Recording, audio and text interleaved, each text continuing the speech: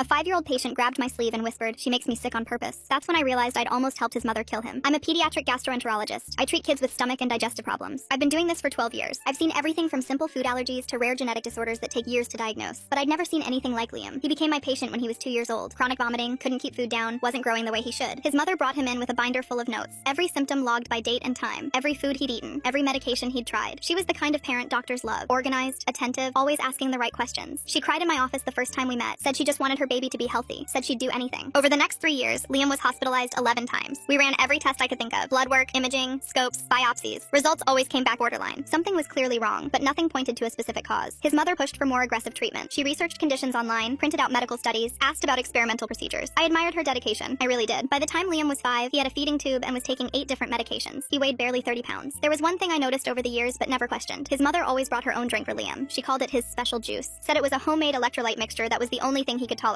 She mixed it herself and wouldn't let nurses touch it. We accommodated her because she was such a dedicated mom. Because questioning her felt cruel. Because I trusted her completely. The day everything changed was supposed to be routine. Liam was coming out of sedation after a scope procedure. I was checking his vitals when his small hand reached out and grabbed my sleeve. His eyes were half closed, still groggy from anesthesia. I leaned down to hear him. "Don't let mommy give me the special juice anymore," he whispered. "It makes me sick on purpose." My heart stopped. I stood there frozen while he drifted back to sleep. Kids say strange things coming out of anesthesia. I told myself it was nothing, but I couldn't stop thinking about it. That night I went back to my office and pulled every admission record from the past 3 years. I made a timeline. Every single time Liam's symptoms spiked dramatically. It happened within 2 hours of his mother arriving with the special juice. Every single time. I called the hospital lab and asked them to test a sample of the juice his mother had left in his bag. I didn't tell anyone why. The results came back the next morning. Ipecac syrup, massive doses. Ipecac is a substance that causes violent vomiting. It used to be sold over the counter for accidental poisonings. It's been pulled from most stores because it's dangerous, especially for children. His mother had been giving it to him for 3 years. I had almost helped her kill him. I reported it to Child Protective Services immediately. They coordinated with police to set up a hidden camera in his hospital room. 2 days later, we had footage of his mother pouring something into his feeding tube when she thought no one was watching. She was arrested that afternoon. In the interrogation, she broke down and admitted everything. She said she'd started when Liam was 2 because she was lonely and depressed. The attention from doctors made her feel important. The sympathy from friends and family made her feel loved. Then she started a GoFundMe to help with medical bills. It raised over $380,000. She couldn't stop after that. Every time Liam got better, the donations slowed down, so she made sure he never got better. For 3 years, she poisoned her own child for attention and money. She watched him suffer, watched him cry, watched him beg for the pain to stop, and she kept going. I testified at her trial. The prosecutor showed the jury 3 years of medical records, the lab results, the video footage. Her defense tried to argue mental illness, but the GoFundMe records showed she knew exactly what she was doing. She was convicted of felony child abuse and fraud. The judge gave her 18 years. Liam went to live with his grandmother after the arrest. The feeding tube came out 2 weeks later. Without the Ipecac, his symptoms disappeared almost immediately. I saw him for a follow-up 4 months after his mother's sentencing. He'd gained 22 pounds. He was running around the waiting room, laughing, acting like a normal 5-year-old for the first time in his life. When I walked out to get him, he ran straight at me and wrapped his arms around my legs. "Guess what?" he said, looking up at me with the biggest smile I'd ever seen. "I don't need special juice anymore." I made it to the supply closet before I started crying.